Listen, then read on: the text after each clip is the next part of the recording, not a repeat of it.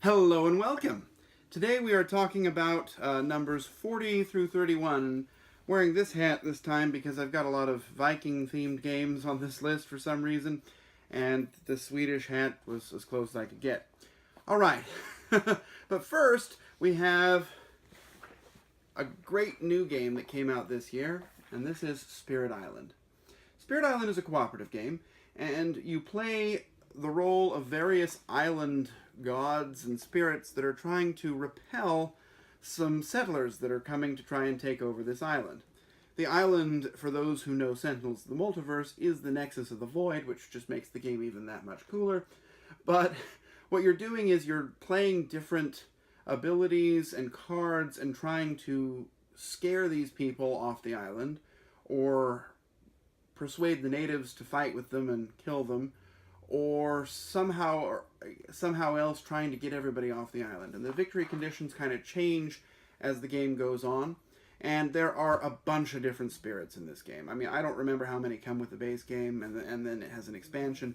But there's a ton of different spirits, and they all feel different. Each one does different things, and it's really a very interesting puzzle as you're trying to find the best way to use your abilities and get rid of these annoying natives these annoying settlers that just keep popping up.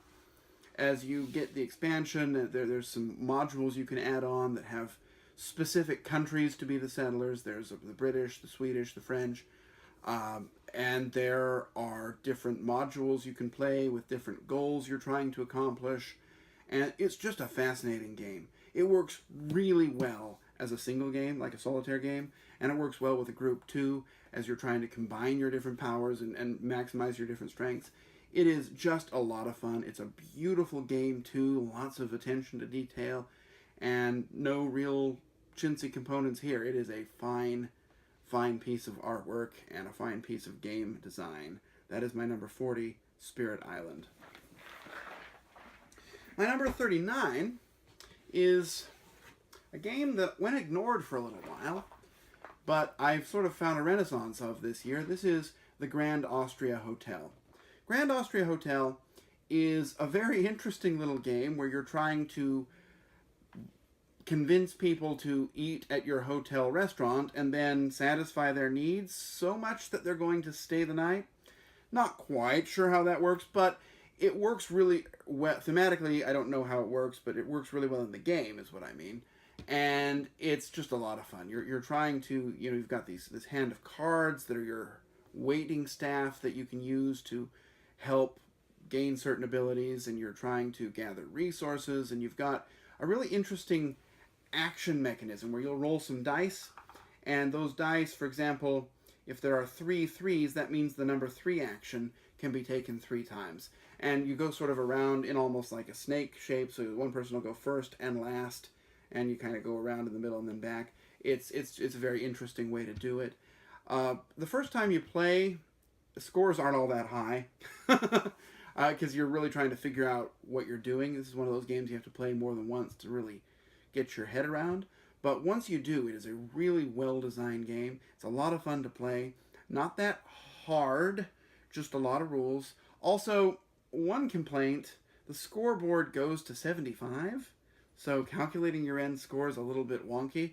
It's just not quite the most intuitive way to do it. Also, the script, some of the cards are written in kind of an old script-like font, and they're a little bit hard to read, and you've constantly got to look them up in the rule book to find out what everybody does.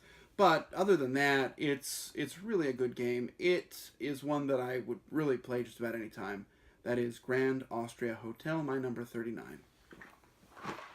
My number 38 is another interesting Euro game, and this one is Bruges. Bruges, by acclaimed designer Stefan Feld, is a game about building the city of Bruges, and you've got the typical point salad that you often expect from this game, but this one just feels really different. You've got these hands of cards, and you're using each card for different things. You can use it to gain additional workers or resources. You can build it as a house. You can use it for the face-up ability of the card, which gives you some sort of a bonus. Maybe it's an ongoing special ability. Maybe it's a one-time action. It depends. There's, of course, some plague and fire and rats going through your city to make you pay attention to things, but really the game is all about the card play. And like another game that I really like, Glory to Rome, this is a game where the cards are just, there are a bunch of different uses, and it's just a lot of fun. It's not a hard game. I've got the expansion in here. Not a huge fan of that expansion, definitely not necessary, but as a base game, and especially with 2 players, Bruges is just a ton of fun. That is my number 38. My number 37 is by some of the same people who did the Grand Austria Hotel, and this is Council of Four. Now, this game is being reprinted. This is the old version that's kind of hard to find. It's being reprinted by Cool Mini or not, but the new version took out one thing that I really found charming about this one. In this game, you're really just trying to build a network of cities across this landscape. But the way you do it is each different area of the board is controlled by a council of 4 people, hence the name. And you're building up a hand of cards. Each turn you'll draw a card, and the cards are different colors. And in order to activate a different, one of the council regions, you've got to play cards that match those council members. And if you don't have enough cards, you can pay money to make up the difference. But what you do in the game is when you want to effect political change, you put a new person on the council and it pushes an old person off. But the way the game is set up, the councilors are on these little balconies, and you're putting the new councilman in, and you're pushing the old guy out the window. So we often refer to it as the defenestration game. But it's a lot of fun. And then what you do is, as you build these networks, every time you build a house in one of these cities, you score the city's bonus, and every connected city in which you have a house. So you're sort of picking the order in which you want your bonuses to come out. And if you do it right, you can get bonus after bonus after bonus. And you're just always getting good stuff. There's always something to do. Turns are super fast, and the game is not complex at all. It is, it's one that I'm just really happy to have, and one that I'm always looking forward to play. Council of Four, also known as the defenestration game. My next game is an interesting one. Of course, this is a cooperative game called Aeons End. Now, Aeons End, you play a hero, a wizard, a breach mage, I guess technically, or a team of them, or you can play it alone, or you can play it with others, and you're fighting against some big scary monster. And it's a deck building game, but kind of in a different style, because normally in a deck building game, when you get a new card, you will shuffle it into you'll put it in your discard pile, eventually shuffle those, and it'll eventually come out. In this game, that's not how it works. In this game, you buy a card, you put it on your discard pile, and you never shuffle your deck. So whatever order you put the cards down, that is the order you're getting them. So it adds this interesting layer of forethought and planning that you don't have in most deck builders. You're really just trying to fight this monster. You're trying to keep yourself alive. And the monsters are not easy at all. In fact, I've only won a few times. It recently came out with an expansion, and the expansion has even more monsters. There's, I guess there are maybe four small expansions and one large one, which is kind of crazy. But there's a lot of content in this game, and you could play it 100 times and not have the same combination show up. Maybe. I don't do math very well. But it's a lot of fun. Now, they recently upgraded this edition. I got the first edition. This is the first edition box. And they made some graphic design changes. And what this company did is they offered, for the low price of $10, to give you new versions of every card in the game. So for just $10 and the cost of the expansion, I got essentially an entirely new game, which really, said a lot for that company in my mind. But just as a game itself, and it's super simple to learn to play. It comes with this nice pre-built deck, and it says, open this deck, put it here, open this deck, put it here, and you just jump in and you're playing. It is a lot of fun. It's hard. It works well solo, and it's just a great story. Now, the one thing I will disagree is, some people have said this is like a fantasy version of Sentinels of the Multiverse. It is not. Sentinels is a completely different game where you're not building a deck. You are fighting against a common enemy, but that's really the only commonality. This is its own animal, but it does deck building well, and it does it better than most other games. It is a fantastic game, Aeons End. My next game is another newer game. This one came out just this year from Red Raven Games, Near and Far. Near and Far is a story-based game. You are moving out to go on adventures. You're sort of building up a party of adventurers, and then you go out on a quest. And at various points in the game, you'll have to open a book and read an adventure and make a decision. And this decision sort of, if you're playing on a campaign mode, kind of sticks with you. And you might get side quests. And it's really, I mean, it's kind of a Euro-style game, but with this nice element of story that you don't always see. And, you know, you might choose to build a party that's super fast so you can go to the vast reaches of this map. Or you might choose a party that's super strong so you can stomp out all the villains and brigands that are along the road. But whatever you choose to do, this is a fabulously fun game. I know it has an expansion that's coming soon, and I'm really looking forward to that too. To me, this is probably the best game from this company. They also did Above and Below, and it's set in the same world, and you can actually use the characters from this game in the Above and Below game. But this one is much better because the story is just so much more interesting. That is my number 35, Near and Far. My number 34 it was my favorite game from last year. Didn't make it into my top 10 because after playing it 100 times last year, it just sort of, I guess, it became in wide distribution and nobody ever wanted to play it anymore. But it's one that I still really enjoy, and that is Terraforming Mars. Terraforming Mars is a game about, well, terraforming Mars. And you take the role of a corporation, and you are going to Mars, and you are doing all kinds of sciencey stuff. You're crashing meteors into Mars to collect resources. You're building lakes. You're building buildings. You're building cities. You're bringing people over. At certain points, you increase the oxygen enough that plants can grow.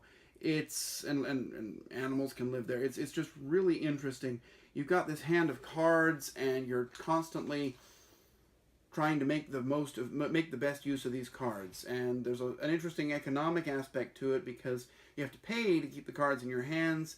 And sometimes you've got so many good cards that it takes up all your money just buying them, and you don't have any money left to do anything with. You've got this interesting resource mechanism where you've got this board, and you're increasing your production. And each round you'll produce. And ultimately, when Mars is completely terraformed, you see who wins. Which is rarely me, unfortunately. But it's just a really fun game. It's a game that just about everybody I've played it with really enjoys. And the different special abilities of the corporations are a lot of fun. There's an expansion that's out that's an extra map. And there's a new expansion coming soon about terraforming Venus, I guess.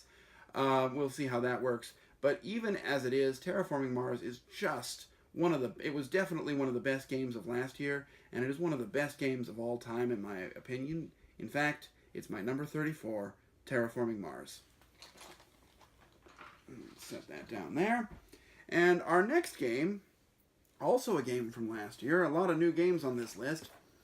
This is our first of our Viking-ish games. This is A Feast for Odin. A Feast for Odin. You remember a couple of episodes ago we talked about Agricola. A Feast for Odin is kind of in that same vein. It has sort of the same feel to it, although it's a very different game.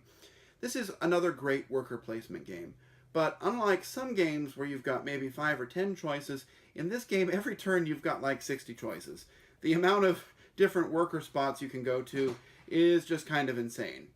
And what you're doing is you're collecting resources so that you can and you're upgrading resources, and you're trying to fill this grid with as many things as possible so that you're covering up all the possible spaces so that you don't get negative points at the end of the game. And as you fill different areas, you're unlocking special resource productions and things like that. I'm not really just doing the game justice in describing it, but it is a fantastic game where you're a Viking tribe that's just going out and doing Viking things, I guess. It's one that works best with 2 players. In fact, I don't know that I'll ever have any great desire to play it again with 3 or 4 players because it just takes too long and takes up too much space. But as a 2-player game, it's really fast, it's good back and forth, and it's just a lot of good decisions in a well-designed game. Probably, well, one of one of this designer's best games. That's Uwe Rosenberg, of course. And it is my number 33, A Feast for Odin. My number 32, another Viking game. And this one, Blood Rage, needs no introduction. This is a game that is based off of an older game, not based off of it, but it shares its parentage with a game that I like a lot called Chaos in the Old World. But in this game, you are playing a clan of Vikings, and you are running around, rampaging, pillaging villages, trying to control different areas, and every clan starts the same, but very quickly you draft a hand of cards, and those cards are all kinds of interesting upgrades. You might get some great big monster, and there are huge monster figures, and all of a sudden that's yours. It goes onto the board, you use it. You might get the ability that, when your people die, they get you extra points. They might get the ability that you are able to destroy your ships and get a lot more points. There's a bunch of different ways that you can go through this game, and none of them is really the right way. They all work really well, and you can specialize. You can do whatever you want in this game, which is what's a lot of fun. And also, it looks great. I mean, you've got these huge, heavy plastic figures that just look fantastic. If I knew how to paint, I would paint them. And it's fast. It's only 3 rounds, and then it's done. The rules are not complicated. You can teach it to just about anyone, and it is something that is just a great experience with anyone who likes games. That is my number 32, Blood Rage. And my last game on the list, yet another Viking game. Somehow or other, all these ended up together, probably because thematically they're connected, even though the games are very different. I believe this is my favorite Viking game. We'll have to see what's left on the list, but this is Champions of Midgard, my number 31.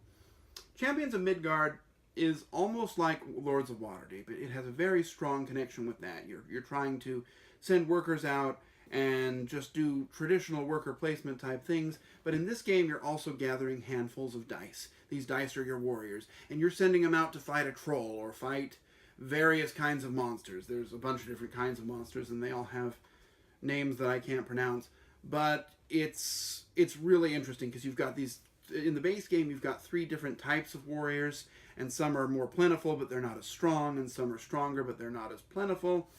And then you've also got 2 expansions in here, and the expansions really take this game to the next level. You've got a bunch more different kinds of dice, you've got additional special abilities, you've got additional worker placement spaces, and you've got these chips so that when your dice die, you get these little tokens, and you can use these tokens to spend to unlock other special abilities, other great scoring opportunities. There are times where you kind of cheer for your people to die in this game so that you can get the tokens you need. It's just a very interesting little game. It's one that I like with 2 players. It's one that I like with 3 or 4 as well, but 2 is probably where it shines for me. It is some of worker placement at its best. I know I've said that before, but here we have it again. It's just a lot of fun. Champions of Midgard, but with its expansions. And that's it for this particular installment. We've talked about number 40 through 31 today. Next time, of course, we're going to do number 30 through 21. I'm really excited to talk about those as we get closer and closer to the top.